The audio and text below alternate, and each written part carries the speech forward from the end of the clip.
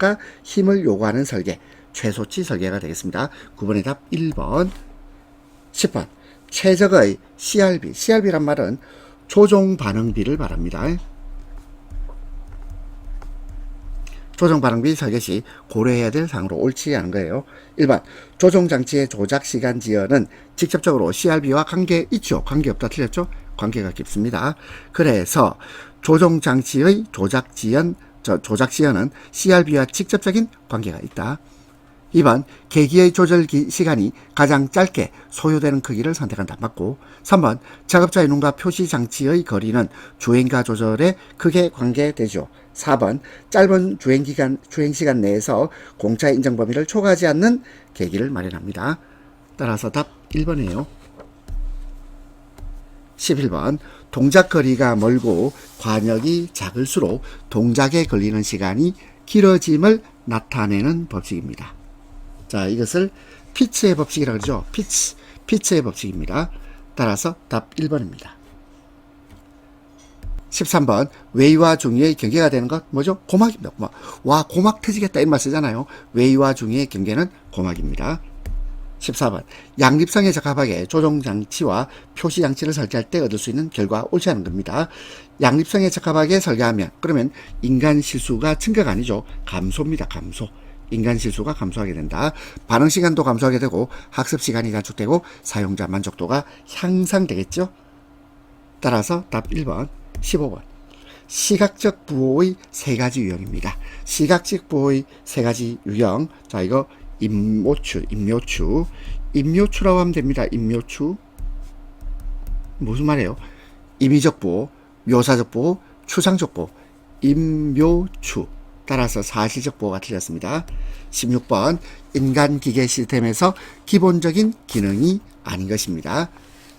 1번 행동 맞죠? 2번 정보 수용 맞고 3번 정보 제어. 자, 정보 제어는 시스템 내에서 정보를 조작하거나 제어하는 것이고 이거는 인간기계 시스템에서의 기본적 기능이 아닙니다. 그리고 정보 처리 및 결정 맞죠? 16번의 답 3번입니다. 17번. 인간공학의 정의와 가장 거리가 먼 것입니다. 1번. 인간이 포함된 환경에서 그 주변의 환경 조건이 인간에게 맞도록 재설계되는 것 인간공학이에요. 그러니까 인간공학은 인간이 중심이 된다. 인간이 기준이 되고 중심이 된다. 뭐 이런 뜻으로 이해하면 됩니다. 기준이 되고 중심이 되는 겁니다. 그렇다면 2번. 인간의 작업과 작업 환경을 인간의 정신적, 신체적 능력에 적용시키는 것을 목적으로 하는 과학입니다. 3번. 건강, 안전, 복지, 작업 성과 등의 개선을 요구하는 작업, 시스템, 제품 환경을 인간의 신체 정신적 능력과 한계에 부합시키기 위해서 인간과학으로부터 지식을 생성 통합한다. 맞죠? 4번 봅시다. 인간에게 질병, 건강장애, 심각한 불쾌감 및 능률 저하 등을 초래하는 작업 환경 요인과 스트레스를 예측, 인식, 평가, 관리하는 과학인 동시에 기술. 이거는요, 산업위생을 말합니다. 4번은 산업위생이다. 따라서 답은 4번 되겠습니다. 18번. 정량적 표시장치 지침을 설계할 경우 고려해야 할 사항으로 옳지 않은 것입니다. 정량이란 말은 양을 측정할 수 있는 거예요. 양을 수치화할 수 있다. 정량적이란 말은 숫자로 나타낼 수 있다. 이 말입니다. 그러면 숫자로 나타내기 위해서는 정확하게 계량을 해야 되겠죠. 그래서 1번. 끝이 표족한 지침 사용. 맞죠? 그리고 2번. 지침의 끝이 작은 누군가 겹치면 그러면 요 측정하기 어렵잖아. 겹치게 할 것이 아니고 겹치지 않게 할 것. 겹치지 않게 할 것입니다. 2번 틀렸네. 3번. 지침의 색은 선단에서 눈금의 중심까지 제할 것. 맞고 4번. 지침을 눈금면과 밀착시킬 필요가 있죠. 따라서 답은 2번입니다. 19번. 신호 검출이론 옳은 것입니다. 1번. 잡음에 실린 신호의 분포는 작음만의 분포와 구분되지 않아야 아니죠. 구분되어야 한다. 구분되어야 한답니다. 2번. 신호의 유무를 판정함에 있어 반응대안은 두 가지뿐 아니고 이건 네 가지입니다. 네 가지. 3번. 신호에 의한 반응이 선형. 이 선형이란 말은 여러분이 아마 중학교 때 함수 공부하면서 갑자기 벽을 느끼지 않나요? 우리가 수학을 포기하게 되는 첫 번째 어떤 고비입니다. 1차 함수. 함수 공부하면서 힘들잖아. 자, 그러면 이 선형이란 말은 신호에 의한 반응이 선형 관계에 있단 말은 함수 관계에 있단 말이에요. 그러면 이 선형이란 말은 판별력이 좋아지겠죠. 그죠? 선형이라면 1차 함수식으로 우리가 나타낼 수도 있잖아. 판별력은 좋아집니다. 4번. 신호 검출의 민감도에서 신호와 잡음 간의 두 분포가 가까울수록 판정자는 신호와 잡음을 정확하게 판별하기 쉽다가 아니고 어렵답니다. 어렵다. 따라서 옳은 것은 3번입니다. 20번. 통계적 분석에서 사용되는 제1종 오류 알파에 대한 설명 옳지 않은 겁니다. 검출력. 이 검출력은 1 빼기 알파가 아니고 1 빼기 베타입니다. 그죠? 1 빼기 베타를 검출력이라고 한다. 1번 바로 틀렸고, 2번 제1종 오류를 통계적 기각력이라고도 한다. 맞고, 3번 발견된 결과가 우연에 의한 것일 확률을 의미합니다. 4번 동일한 데이터 분석에서 제1종 오류를 작게 설정할수록 제2종 오류는 증가할 수 있습니다. 답 1번. 2과목 작업 생리학 보겠습니다. 21번 소리 크기의 지표로서 사용하는 단위 중 팔소는 몇 폰인가 이렇게 되어 있는데요. 자, 이게 소음 구하는 공식 한번 볼까요? 소음은 자, 이거는요 지수를 좀 이해해야 됩니다. 그죠? 지수함수 2에 그리고 지수가 10분의 그 다음에 폰 빼기 40. 자, 이 공식을 이해해야 되거든요. 그러면 8손이라고 했잖아. 8이라고 했잖아. 8은요 2의 3승 아닙니까? 그죠? 8은 2의 3승이다.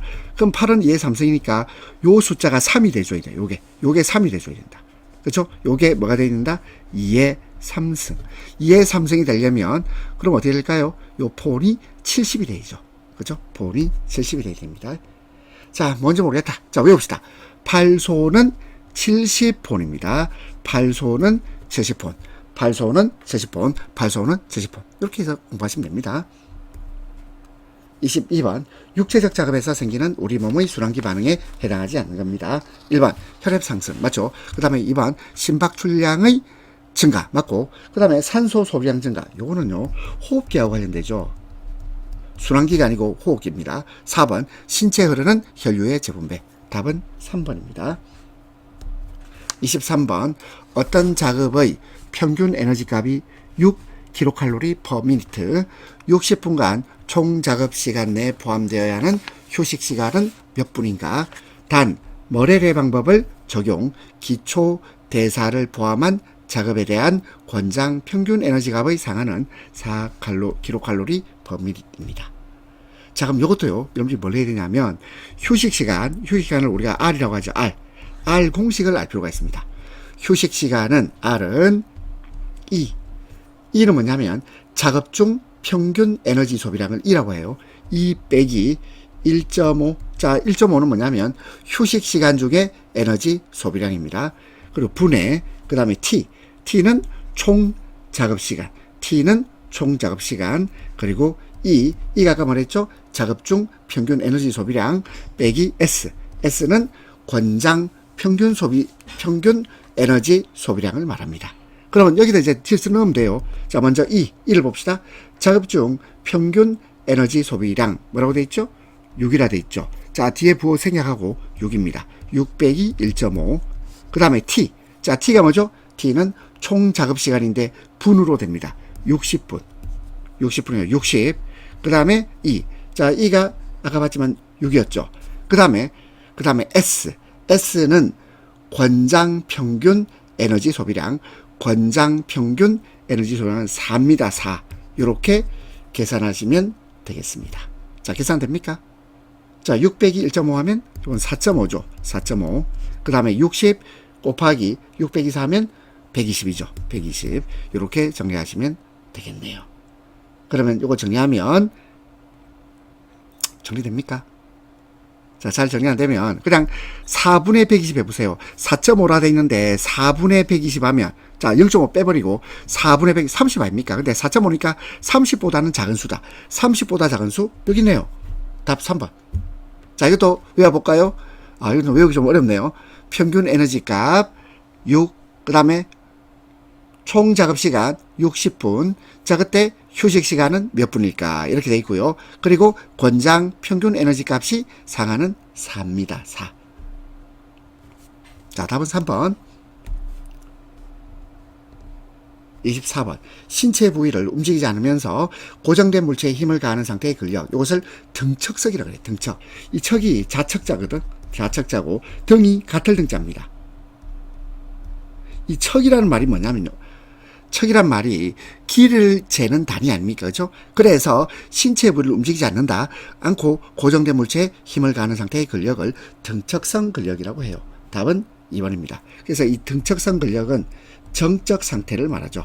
정적 상태, 움직이지 않는 상태의 정적 상태입니다. 답은 2번. 25번. 남성 근로자의 육체 작업에 대한 에너지 대사량을 측정한 결과 분당 작업 시 산소 소비량 1.2, 안정 시 산소 소비량 0.5, 기초 대사량 1.5입니다. 이 작업에 대한 에너지 대사율을 구하라. 자, 그러면 에너지 대사율 공식은 작업 시 소비 에너지 빼기 안정 시 소비 에너지를 기초 대사량으로 나누면 돼요. 자, 그럼 정리해 봅시다. 작업 시 소비 에너지 뭐죠? 1.2죠. 1.2. 자, 1.2인데 그때 권장의 평균 에너지 소비량은 5죠. 5입니다. 그렇죠? 1.2 곱하기 5 빼기 그 다음에 안정시 산소 소비량이 0.5입니다. 0.5 그리고 곱하기 5 하고 그 다음에 이것을 기초 대사량 1.5로 나누면 되겠죠. 1.5로 나누어주면 됩니다. 1.5로 나눈다. 1.5로 나누면 자, 이제 정리하면 되겠죠. 자, 정리됩니까? 그러면 1.5분의 자, 요거는 6이고 요거는 2.5니까 1.5분의 3.5 이렇게 되겠네요. 그죠? 1.5분의 3.5. 그러면 1.5의 분의 3이 2잖아. 그럼 2보다 조금 크겠네요. 답은 4번이 되겠습니다. 26번. 사무실 공기관리 지침상 공기정화 시설을 갖춘 사무실의 시간당 환기 횟수 기준입니다. 이것은 4회 이상입니다. 시간당 4회 이상. 27번. 어떤 작업자가 팔꿈치 관절에서부터 30cm 거리에 있는 10kg 중량의 물체를 한 손으로 잡고 있으며 팔꿈치 관절의 회전 중심에서의 손까지의 중력 중심 거리는 14cm입니다. 이 부분의 중량은 1.3kg이에요. 이때 팔꿈치에 걸리는 반작용, 자, R의 힘을 구하라. 이렇게 돼 있죠. 자, 그러면 요거 공식 한번 써봅시다. 공식을 써보면 이 반작용의 힘, 자, 이것은 일단 10kg 있죠. 10kg. 그리고 또 1.3kg 있잖아. 자, 그러면 10kg은 자, 이것은 10kg 곱하기 9.8. 이 9.8이 중력 가속도입니다. 중력 가속도. 그래서 이게 98N이 돼요. 98Newton. 그 다음에 1.3kg은 1.3 곱하기 9.8 해서 이건 얼마나 오죠? 12.74N이 나옵니다. 그러면 98하고 12.74를 더하면 그럼 110.7이 나오겠죠? 답은 3번이 됩니다. 자, 외웁시다. 이것도 자, 외워서 110.7N. 28번. 작은 면의 균등한 조도를 얻기 위한 조명 방식으로 공장에서는요, 전체가 환해야 되죠? 전반 조명입니다. 답은 2번. 29번. 일반적으로 소음계는 주파수에 따른 사람의 느낌을 감안하여 A, B, C 세 가지 특성에서 음압을 측정할 수 있도록 보정되어 있는데 A 특성치란 몇 폰의 등 음량 곡선과 비슷하게 주파수에 따른 반응을 보정하여 측정한 음압 수준을 말하는가. A 특성치, B 특성치, C 특성치를 한번 외워봅시다. A 특성치는 40폰입니다. 40폰. B는 70. 그리고 C는 100. 이렇게 됩니다. 자, 30씩 커지고 있죠. 그래서 A 특성치는 40폰입니다. 30번. 내관에 해당되지 않는 것. 내관에 해당되지 않는 것에서 자, 내가는요, 중내, 뇌교, 연수.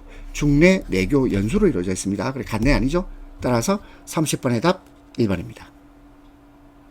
31번 음식물을 섭취하여 기계적인 일과 열로 전환하는 화학적인 과정, 이것을 신진대사라고 합니다. 답 1번입니다.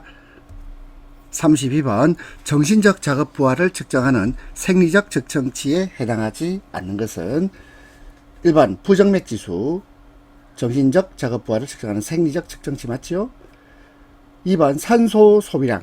산소가 왜 필요합니까? 이건 육체 활동을 하기 위해서 필요하죠. 이것은 육체적인 겁니다. 육체적 작업 부하를 측정하는 생리적 측정치가 되겠고, 3번 전멸융합 주파수, 그리고 4번 뇌파도 측정치, 모두 정신적인 작업 부하를 측정하는 생리적 측정치가 되겠습니다.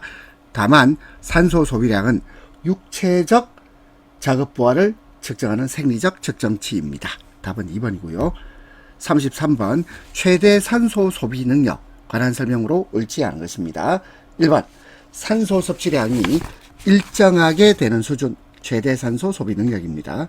2번 최대 산소 소비 능력은 개인의 운동 역량을 평가하는 데 활용됩니다. 3번 젊은 여성의 평균 MAP 최대 산소 소비 능력은 젊은 남성 평균 MAP의 20에서 30 아니죠. 20에서 30이 아니고 65에서 75입니다. 65에서 75. 적어도 한 4분의 3 정도는 되겠죠. 젊은 여성이 젊은 남성의 최대 산소 소비 능력이 젊은 남성의 한 4분의 3은 돼요. 65에서 75. 4번 MAP를 측정하기 위해서 주로 트레드밀은요, 우리 보통 뭘 말하죠? 러닝머신이죠. 러닝머신. 헬스장 가면 있죠. 또는 자전거 에르고미터를 활용합니다. 답은 3번. 34번 골격의 구조와 기능 설명으로 옳지 않은 것입니다. 1번 신체의 중요한 부분을 보호하는 역할을 합니다.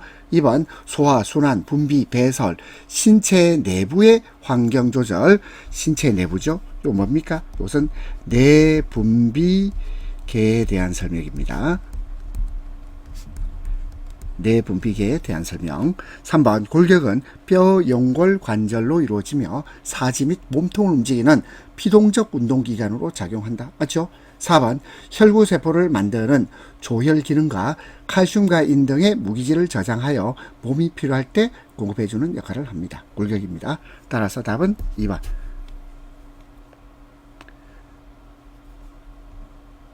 35번 척추와 근육에 대한 설명 옳은 것입니다. 1번 허리 부위의, 자 우리 여러분들 허리 한번 만져보세요. 허리 부위의 미골 아니죠. 미골이 아니고 요추입니다. 요추는 체중의 60% 정도를 지탱하는 역할을 담당합니다. 2번 근육과 뼈. 자 근육하고 뼈 보세요. 자 근육하고 뼈에 연결되어 있는 것으로 보통 힘줄을 뭐라 그러죠? 자 이거를 건이라 그러죠. 건입니다. 3번 뼈와 뼈를 연결하여 관절의 운동을 제한하는 거. 우리가 보통 이거 늘어났다 이렇게 말하죠. 인대입니다. 인대. 건이 아니고 이건 인대. 4번 척추는 26개의 뼈로 구성되어 경추, 흉추, 요추, 천골, 미골로 구성되어 있습니다. 답 4번. 36번 저온 환경이 작업 수행에 미치는 영향으로 옳지 않은 것입니다. 일반 근육 강도와 내성이 감소하여 육체적 기능도가 줄어들죠. 그렇습니다. 육체적 기능도가 줄어듭니다. 2번 손 피부 온도의 감소. 자 피부 온도 떨어집니다. 그렇죠? 그래서 수작업 작업 수행 능력이 저하된다. 능력 저하입니다. 3번 저온 환경에서는 체내 온도를 유지하기 위해서 근육의 대사율이 증가 아니죠. 이것도 감소입니다. 감소. 근육의 대사율 감소. 4번 저온은 말초 신경, 운동신경의 신경 전도 속도를 감소시키죠. 속도 감소입니다. 따라서 저온은 자 모든 게 다 줄어들고 저하되고 감소되는 거죠. 그렇죠? 그래서 증가된다. 예, 틀렸습니다. 36번의 답 3번 저온 환경은 전부 감소야 감소. 37번 다음 중 근육 피로의 1차적 원인으로 옳은 것입니다. 자 근육 피로는요. 자 근육 내에서 에너지 생산을 위해서 글리코겐이 분해가 됩니다. 그런데 산소가 충분히 공급 안 되면 그러면 어떻게 됩니까? 젖산이 축적되는 거죠. 답은 1번입니다. 38번 산소 소비량과 에너지 대사를 설명한 것으로 옳지 않은 것입니다. 1번 산소 소비량은 에너지 소비량과 선형적이다. 이 선형적이란 말은 우리가 보통 1차 함수를 말해요. 1차 함수. 대응관계. 1차 함수인 관계를 가지죠. 그래서 산소 소비량에 따라서 에너지 소비량이 증가하는 경향이 있죠. 그리고 2번 산소 소비량이 증가한다는 것은 육체적 부하가 증가한다는 뜻입니다. 3번 에너지가의 계산에는 2칼로리가 아니고 5kcal죠. 그죠? 2kcal가 아니고 5kcal 에너지 생성에 1리터의 산소가 소모되는 관계를 이용합니다. 5kcal 에너지 생성에 1리터의 산소 소모되는 관계, 선형적인 관계입니다. 4번 산소 소비량은 육체 활동에 요구되는 에너지 대사량을 활동 시 소비된 산소량으로 간접적으로 측정하는 것이에요.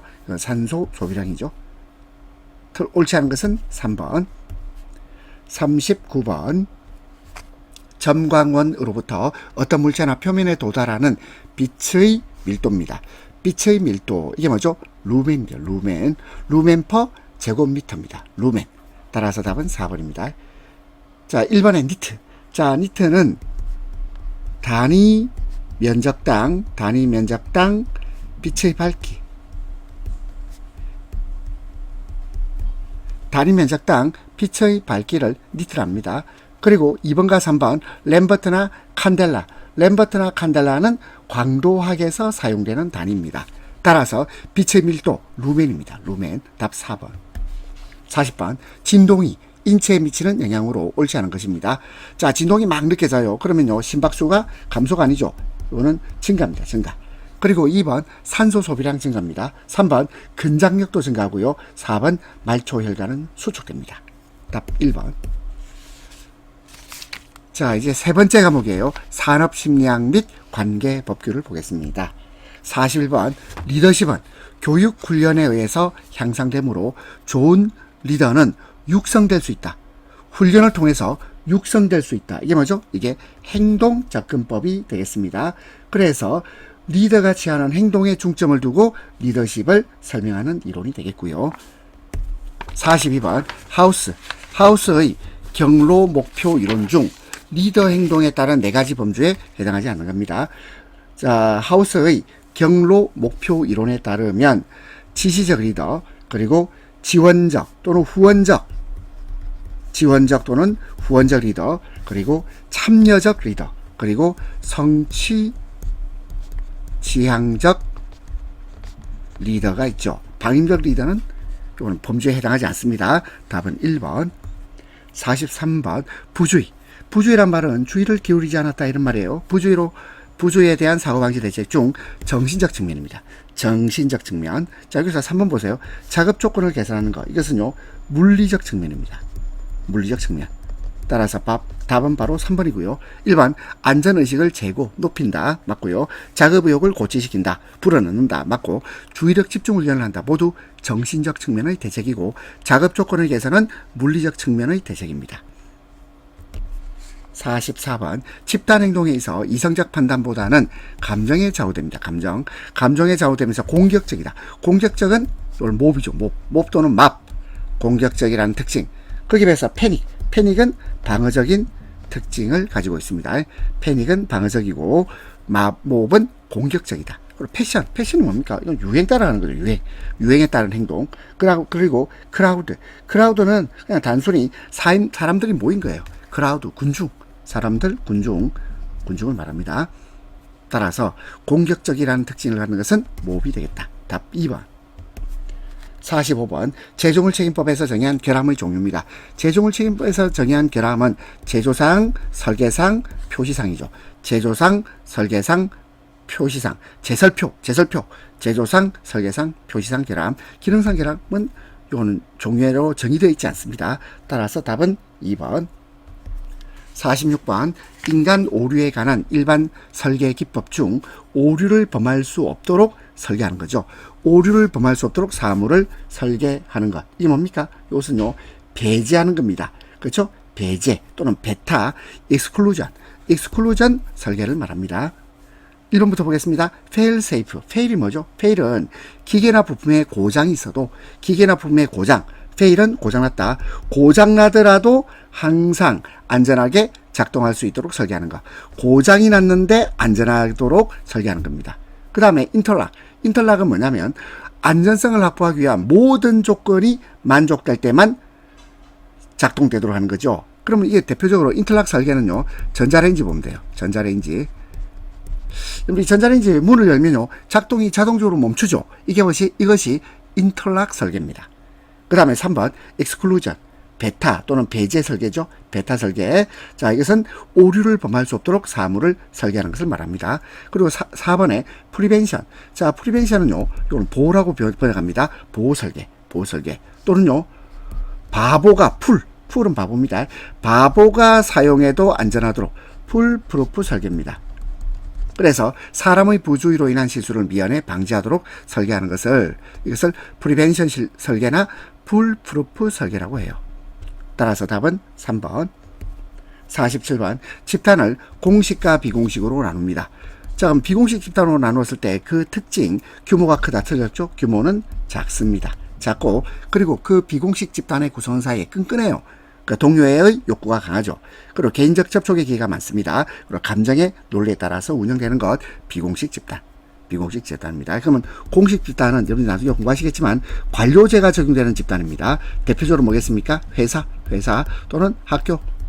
그렇게 비해서 비공식 집단은 뭐겠습니까? 뭐 동창회. 무슨 같은 그 취미를 가진 사람들이 모인 동호회 이런 거죠. 동창회, 동호회가 비공식 집단입니다. 따라서 답 1번. 48번.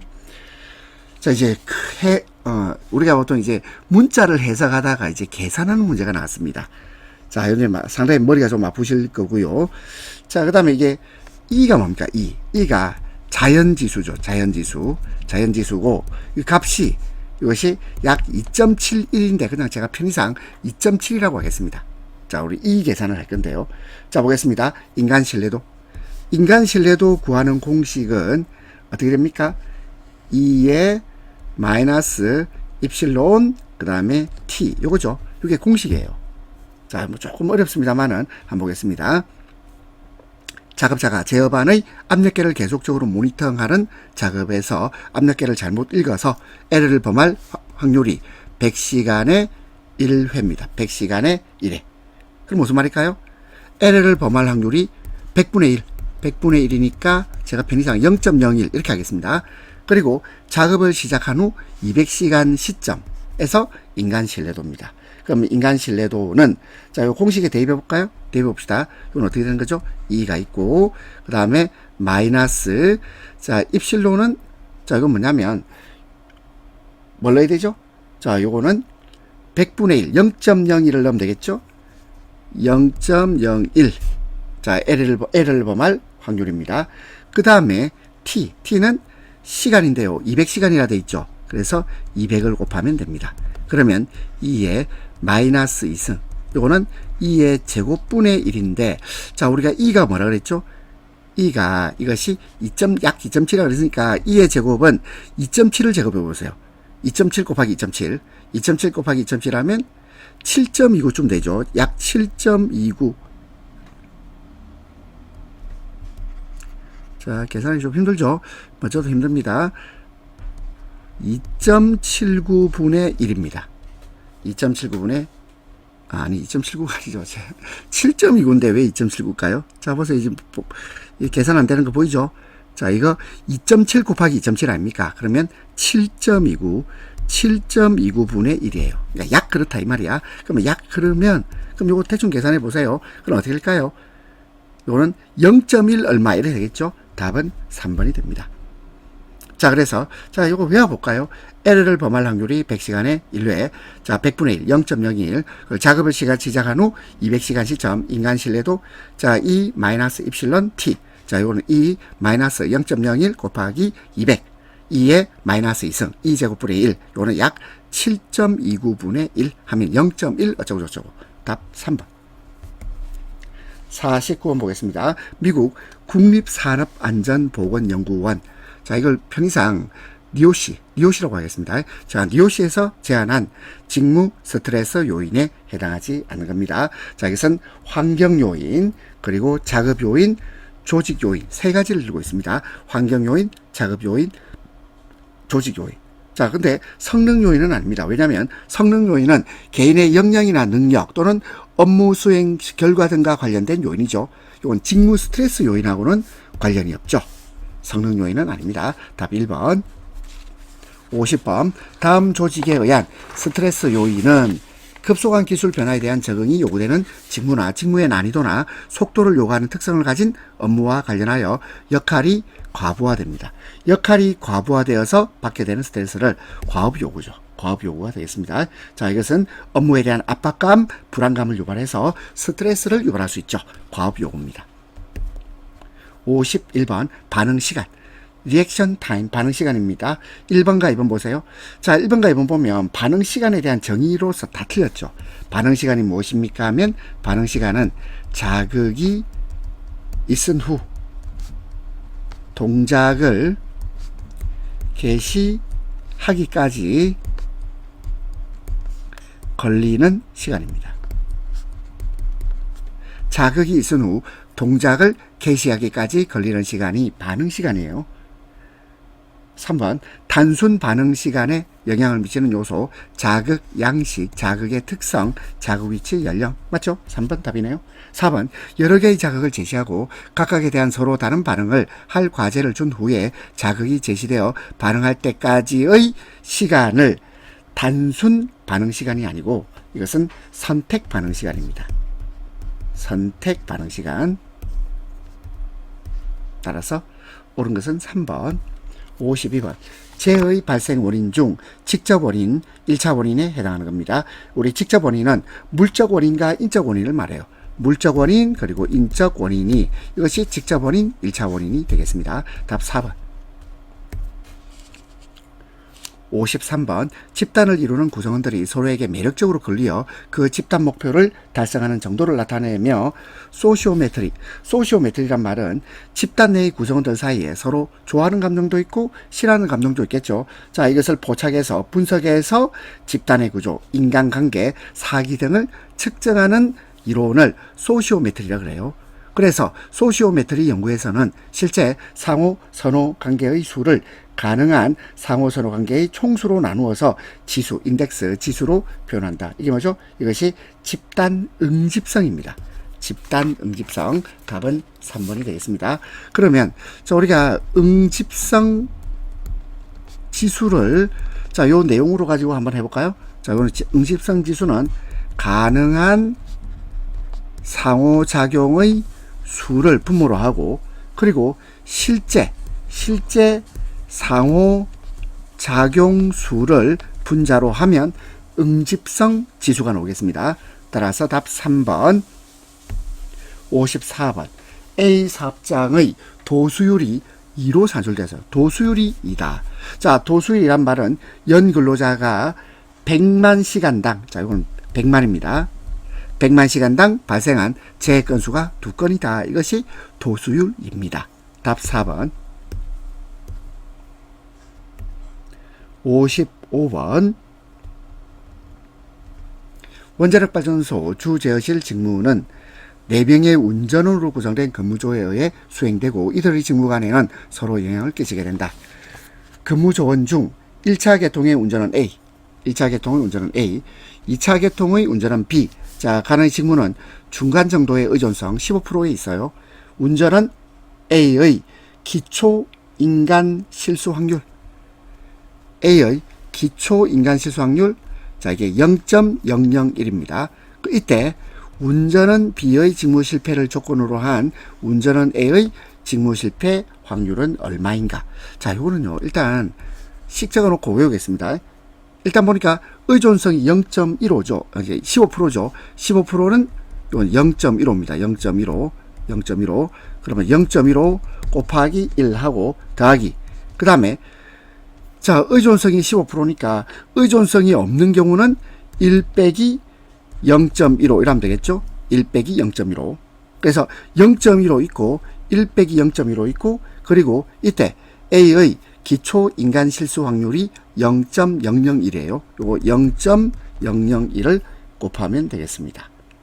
자, 그러면 이제 답식을 다 정해 주세요. 그러면 0.151이 되겠죠. 0.151쯤 됩니다. 따라서 답은 1번. 56번 상해의 종류에 해당하지 않는 것입니다. 상해의 종류. 협착. 협착이란 말은 이게 뭡니까? 협착은 끼었다 이 말이에요. 끼임.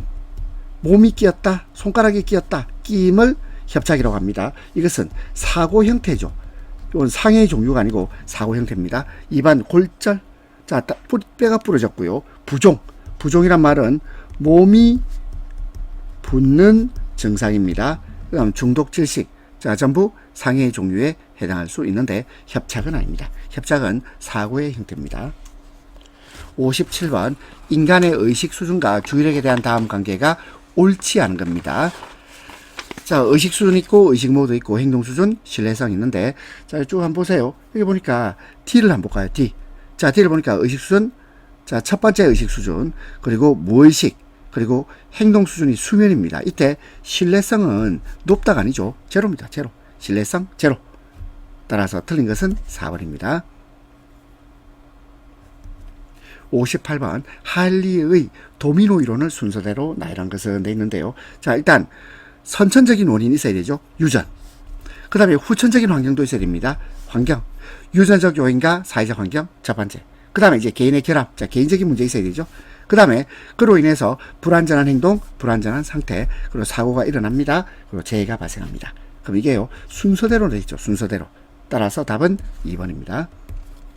59번 다음은 인적 오류가 발생한 사례입니다. 스웨인, 구트만. 스웨인과 구트만이 사용한 개별적 독립행동에 의한 오류 중 어느 것에 해당하는가 보겠습니다.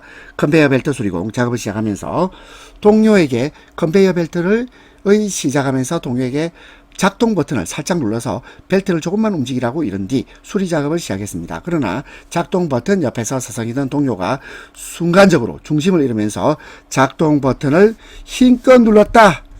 잘못된 행동을 했죠. 자기를 한 거예요. 그래서 컨베이어 벨트가 전속력으로 움직이며 수리공의 신체 일부가 끼이는 협착사고죠. 협착사고가 발생했다. 이것은 적극적인 자기에 의한 오류. 답은 4번이 되겠습니다. 그래서 필요한 작업이나 절차를 수행하면서 잘못 수행한 경우죠. 그건 자기 오류가 되겠습니다. 60번 메슬로우의 욕구 단계 이론. 인간의 욕구를 하위 단계에서 상위 단계로 올바르게 나열한 것가 되어 있는데, 자, 이거 두 문자를 따보면 생한사 존자입니다. 생한사 존자. 자, 먼저 생리적 욕구, 그 다음에 안전에 대한 욕구, 그 다음에 사는 사회적 욕구, 생한사, 그 다음에 존자, 존은 존경에 대한 욕구, 그리고 마지막 단계가 자아실현의 욕구가 되겠습니다. 자, 잘 모르겠다 이러면 제일 먼저 생리 욕구는 다 되죠. 다 됩니다. 그렇죠? 그럼 마지막 보니까 D 아니면 E인데 뭐겠습니까? 자아실현. 자아실현이 마지막 아닙니까? 자, 답은 4번입니다.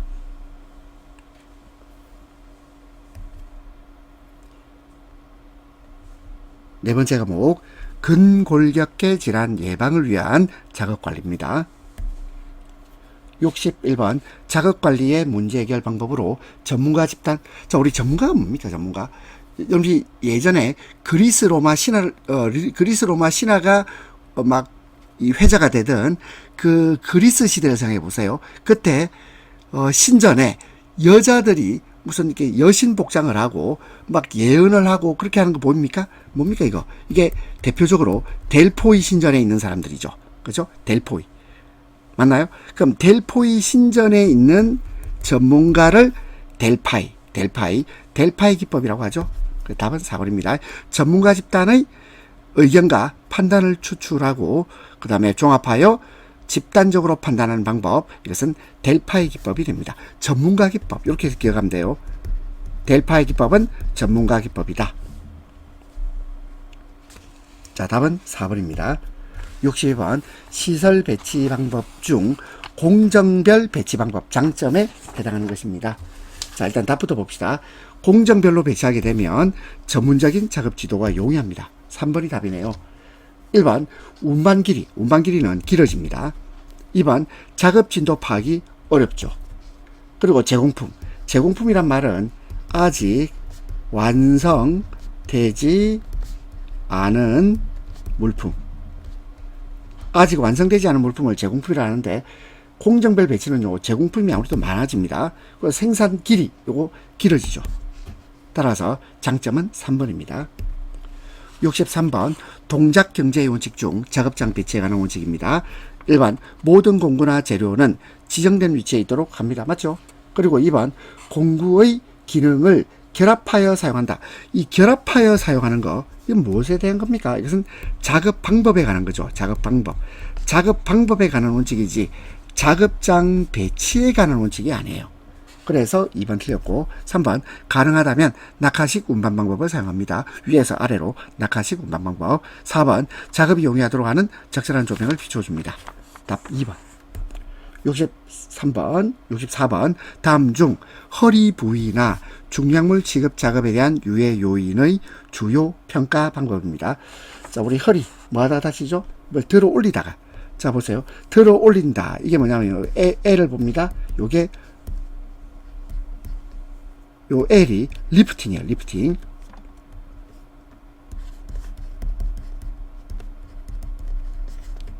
그래서 자, 뉴욕시 리프팅, 이퀴팅. 자, 이게 뭐냐면 NL이라고 해서 허리 부위나 중량물 취급 작업에 대한 유해 요인의 주요 평가 기법입니다. NL입니다. 답은 4번이 되겠습니다. 65번 니오시. 자, 니오시가 뭐 여러 가지 번역이 가능하죠. 미국 직업안전보건청 또는 미국 산업안전보건연구원, 뭐 여러 가지 해석이 가능합니다. 자, 니오시 리프팅 이퀘이션 평가에서 권장 무게 한계가 20kg입니다. 그리고 현재 작업물의 무게가 23kg예요. 이때 들기지수의 값과 이에 대한 평가가 옳은 것입니다. 그러면 이거 한번 보세요. 들기지수라는 말은 뻔한 거 아니겠습니까? 지수인데요, 지수. 지수니까 20하고 23을 가지고 숫자를 만들어내야 됩니다. 어떻게 하면 될까요? 일단 권장 무게 한계가 20아이가 20, 그렇죠? 그리고 현재 무게가 23이죠. 20분의 23, 1.15네요. 1보다 크죠? 1보다 크니까 요통 발생 위험이 높습니다. 따라서 답은 3번. 66번 다중활동 분석표의 사용 목적, 가장 거리가 먼 것입니다. 1번 작업자의 작업시간 단축, 자, 요거는 거리가 멀죠. 그리고 다중활동 분석표는요, 기계 또는 작업자의 유효시간을 단축시켜주고 조작업을 재편성 또는 개선해서 조작업 효율을 향상시켜줍니다. 그리고 한 명의 작업자가 담당할 수 있는 기계 대수를 산정해주죠. 하지만 작업자의 작업시간을 단축해주는 건 아닙니다. 따라서 답은 1번. 67번 작업관리에서 사용되는 한국산업표준공정도시 기호와 명칭이 잘못 연결된 겁니다. 자, 먼저 역삼각형, 요거 이동 아닙니다. 이동이 아니고 이거는 보세요. 이게 픽셀무늬처럼 어디에 꽂아 놓는 거예요. 이건 저장입니다. 저장을 나타낸다. 그 다음에 동그라미, 요거 운반이고요. 그 다음에 네모, 수량검사. 그 다음에 마름모는 품질검사가 되겠습니다. 따라서 답은 1번. 68번 작업관리에서 사용되는 기본 문제 해결 절차로 가장 적합한 것입니다. 자, 먼저 연구 대상을 선정해야 되겠죠. 1번하고 2번. 그 다음에 이제 분석과 기록, 그 다음에 분석 자료 검토, 개선안 수립, 그리고 도입, 이렇게 되겠습니다. 답은 1번. 69번 다음 특징을 가지는 표준시간 측정법은 연속적인 측정 방법으로 스톱워치, 전자식 타이머, 비디오 카메라 등이 사용되며 작업을 실제로 관측하여 표준 시간을 산정합니다. 이게 뭐죠? 이것이 시간연구법입니다. 시간연구법. 답은 2번. 70번 문제 분석을 위한 기법 중 원과 직선을 이용하여, 자, 원과 직선, 자, 원을 한번 그려볼까요? 그 다음 직선, 자, 직선, 아이디어를 문제 개념 등을 개괄적인 방법으로 빠르게 설정할 수 있도록 도와주는 연역적인 추론 기법. 자, 이게 뭐겠습니까? 이게 바로 딱 보세요. 뭘로 보이나요? 마인드맵이죠. 마인드맵. 따라서 답은 2번입니다. 마인드매핑이 되겠습니다. 71번 작업 연구의 내용과 가장 관계가 먼 것입니다. 1번 표준 시간을 산정 결정한다. 2번 최선의 작업 방법을 개발하고 표준화한다. 3번 최적 작업 방법에 의한 작업자 훈련을 한다. 4번 작업에 필요한 경제적 로트 크기를 결정한다. 경제적 로트, 이건 뭐하고 관련됩니까? 자, 이거는요, 생산량과 그리고 비용, 생산량과 비용 간의 균형을 맞추기 위해서 결정을 내리는 거죠. 그죠? 따라서 가장 거리가 먼 것은 4번이 되겠습니다. 72번 워크 샘플링 조사에서 주요 작업의 추정 비율 P가 0.06 그리고 99% 신뢰도를 위한 워크 샘플링 횟수는 모두 몇 회인가? 자, 보세요. 이런 문제는 제가 볼 때는 그냥 외웁시다. 저도 잘 모르겠습니다. 죄송합니다. 이런 문제는요, 저도 풀기 어렵고, 식을 봐도, 이 식을 계산기를 두드리면서 푸느니 차라리, 자, 추정 비율이 0.06이고, 99% 신뢰도, 워크 샘플링 횟수 해서 쭉 나와 있는데, 이건 저는 외우겠습니다. 3번입니다. 3755. 375입니다. 375. 73번 근골격계 질환의 유형에 대한 설명으로 옳지 않은 것인데요. 1번 외상과염. 자, 여기서 많이 들어본 것 같지 않나요? 이게 뭡니까? 테니스 엘보입니다. 자, 왜 테니스 엘보인지는 우리 쉽게 알 수 있죠.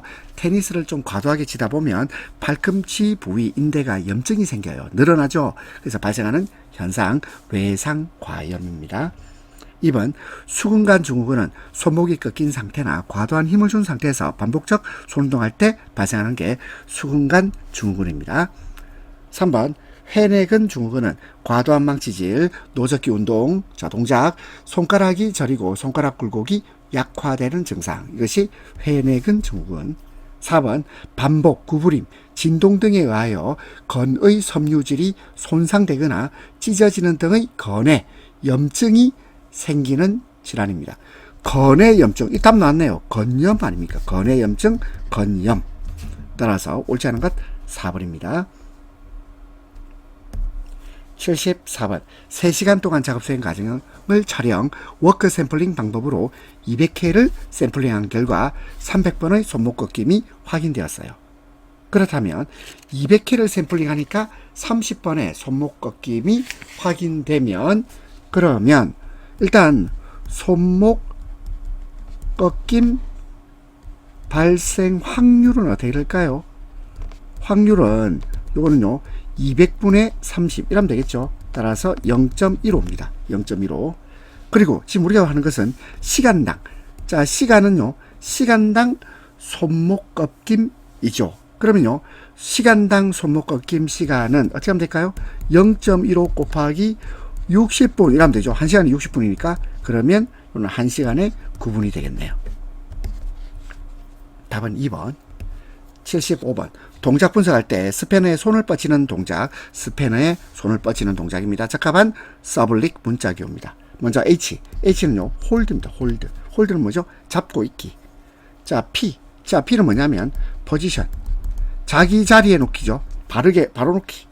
그 다음에 TE는 뭐냐면 이건요 일단 트랜스포트, 자 이동하는 거죠. 그리고 empty란 말은 자 빈손으로 손에 뭘 안 들고 이걸 빈손이 이동하는 거예요. 그래서 이걸 빈손 이렇게 번역하고 이거를 이동.